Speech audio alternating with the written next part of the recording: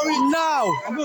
No people them are going now. After the incident of November 26, I write to the Secretary General of Interpol for when they support me, because they can normally give them support them to countries where they look for people.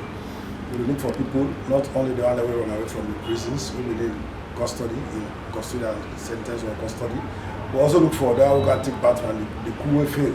So I write to them, let them use support for can collect data on this set of people, 2 sets of people. So the team come, a team of 3, then come join the boys then at the Central Bureau now Futon, CIA quarter, then look at prisons, now they expect to get the data. But before they come, we be not engage prisons, we don't begin to tabulate the crime them, or what people being in jail for murder, sexual penetration, all of those different types of offenses. So look at, see, well, by Interpol standard, the data when they collect in prisons, adequate. Internally not adequate. Something is missing, or many things are missing. So we decided, well, we will generate a template we accepted across the world, international accepted template.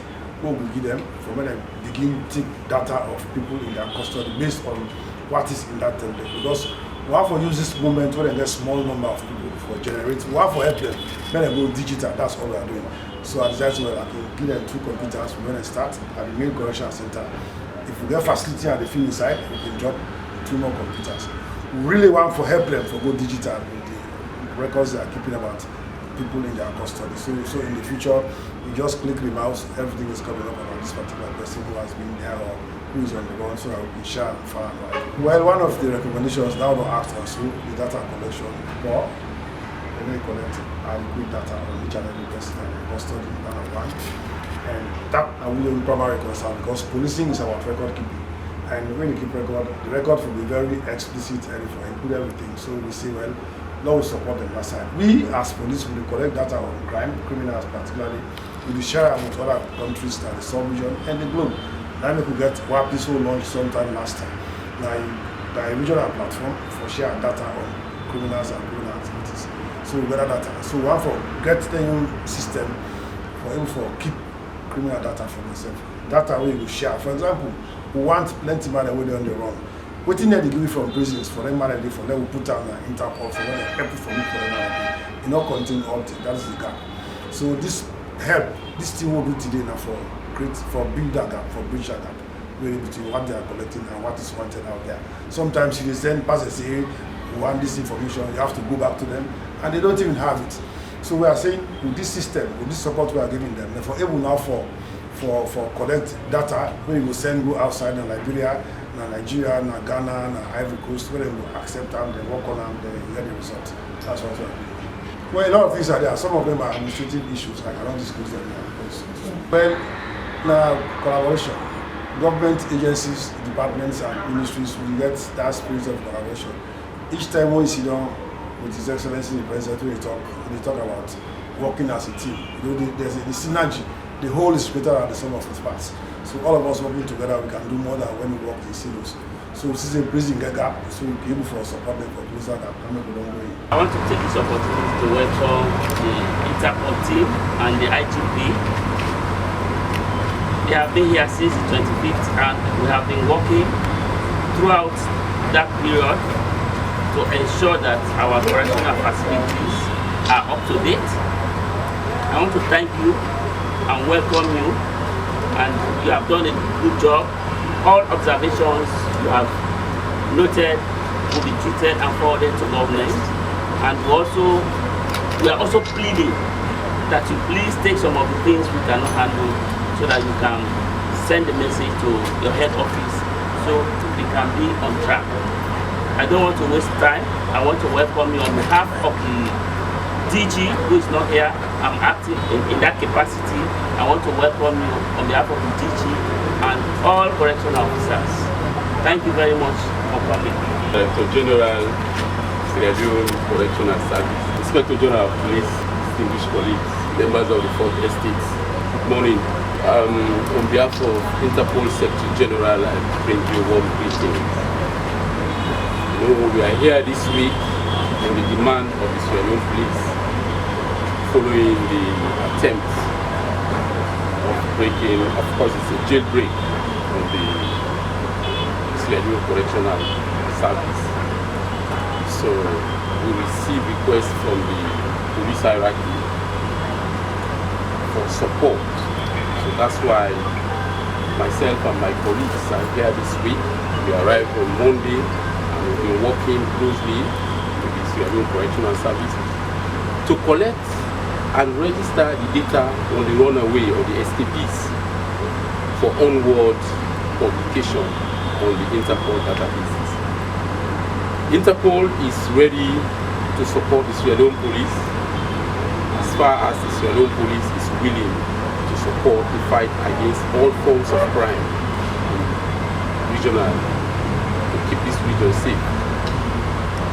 So on that note, I also want to thank the Inspector General of Police for giving us all necessary support that we needed to do our job, and the Director General of the Sellu Correctional Service for allowing us, giving us access to get all this data that we have collected so far. So let me once more thank all of you, and thank you very much. Good morning, everybody.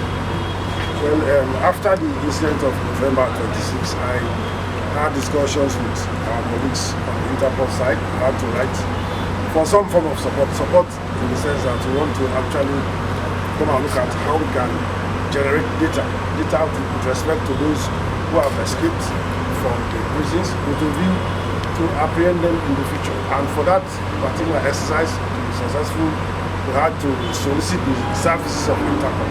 And luckily they came in time and they started working with the correctional service. So that's the hub of everything that happened. But along the line we discussed and a few things came up. For example, there is a need for the correctional services to upgrade the data they are collecting on inmates in that particular facility. We looked at what they have and it is not all inclusive. It's not quality data, sorry for that word, but it's not quality data. So we agreed to introduce a system where we can allow the correctional services to collect accurate data on each and every person in that particular facility. So we had discussions with the Interpol team and we agreed on quick fixes. One of the first we are going to do is to provide them with 2 computers which will assist in that data collection. And secondly, we provide our staff. We have well-trained staff who can also cascade that training in data collection to the staff of the correctional services. And then of course, the last one will be, not the last one, but for the quick fix, the last one will be for us to provide them accommodation in that particular facility so that we can house the computers and we can set up a system wherein this data can be collected. We cannot collect the data just at the entrance.